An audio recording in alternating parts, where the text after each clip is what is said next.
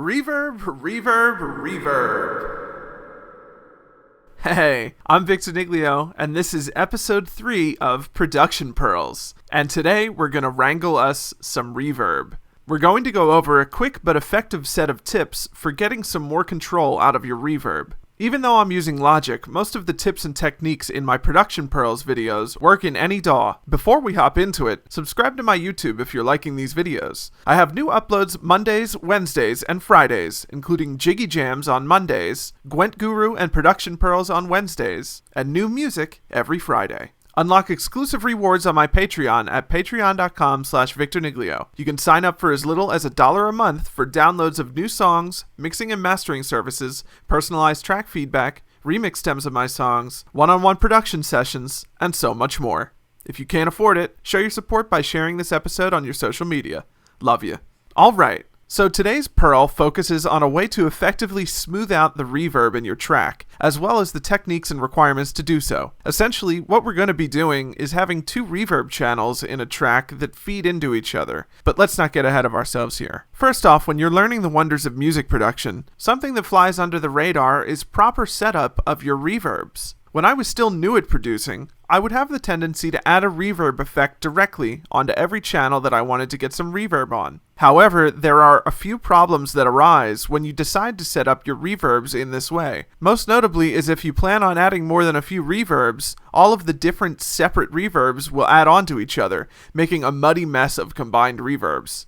Additionally, if you have, say, 5 synths, all with their own reverb plugins on the channel, the processing of all that reverb wreaks havoc on your CPU usage, causing slowdowns, stutters, and overloads on most systems. So what you'll want to do is have an aux or auxiliary channel that is solely dedicated to your reverb. So as we can see here, I have a little mini project going on just with a little vocal and some percussion. I just have a vocal pulled from Splice just with a couple little dribs and drabs of samples here and there. So let's just take a listen to hear what we've got dry. Let me tell you something, you're everything to me, and you don't know me nothing, this is where I wanna be, baby. So as I said, sometimes you would have the tendency to, like for instance, we would put a reverb on the vocal channel itself, maybe a reverb on the snap itself, on this little percussion and the bongo perhaps. All would get their own reverbs, but that's going to destroy our CPU. So what we're going to do is make one reverb channel for everything to send to. Now in Logic this is pretty easy. So what we want to do is go to our sends down in the mixer, or we can do it from the inspector here. And if we send to bus 1 in Logic, it automatically creates us an aux that we'll rename to verb. So on this channel we'll put a reverb plugin that's only wet with no dry signal.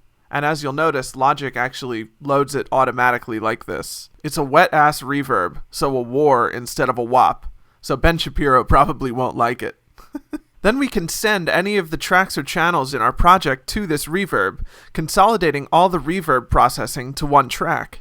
This will give an added benefit to all the sounds that are sent to this reverb, making them sound as if they're occupying the same space or recording area, since they're all being processed by the same reverb.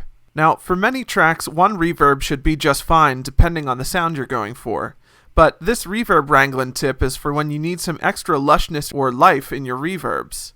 So what we're going to do is set up our main reverb here with a decay or reverb time of about 1 second. This will give us a nice small theater or hall sounding reverb, which I particularly enjoy using with percussion and vocals. Now let's take a listen to what these vocals and percussion sound like with this reverb. Let me tell you something, you're everything to me, and you don't know me nothing, this is where I wanna be, baby. Let me tell you something, you're everything to me, and I don't need nothing, this is where I wanna be. Pretty nice, but there's something missing. Well, aside from a fully produced song around it, of course. Now, I've mixed this to taste with the snap and the little pop sound getting the most reverb and the vocal getting about -15. We want the tail of that reverb to be just a bit longer, but if we make the actual reverb longer, it will change the nice sound that it already has. So what we're going to do is feed this shorter reverb into a longer reverb. We'll start by making another reverb aux channel and giving this reverb a delay of 4 seconds, so it really smooths out the tail. Now we're going to send our 1-second reverb into our 4-second reverb, so our reverb is reverberated again with a longer reverberation. Rah, rah, rah. Let's take a listen to what that sounds like now. Let me tell you something. You're everything to me, and you don't know me nothing. This is where I wanna be, baby. Let me tell you something. You're everything to me, and I don't need nothing. This is where I wanna be. We can even solo this reverb just to see what the reverberated reverb sounds like, and it's actually pretty interesting.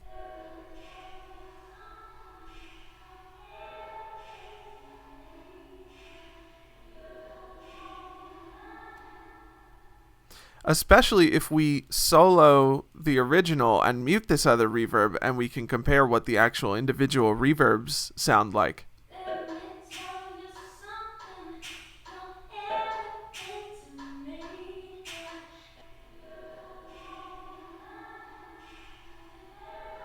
And then if we listen to both of them together, Let me tell you something. You're everything to me. You don't know me nothing. This is where I wanna be, baby. Let me tell you something. now let's solo our second reverb here and listen to just how the single reverb sounds with this. Let me tell you something. You're everything to me. And now with both. And you don't know me nothing. This is where I wanna be, baby. Let me tell you something.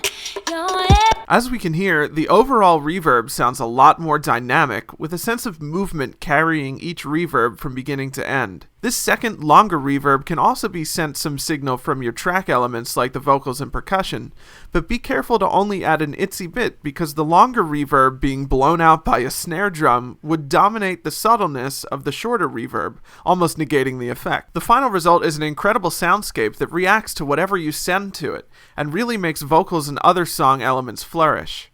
Let me tell you something. You're everything to me, and you don't know me nothing. And we can compare it to the totally dry version by muting this. Baby, let me tell you something. You're everything to me, and I don't need nothing. This is where I wanna be.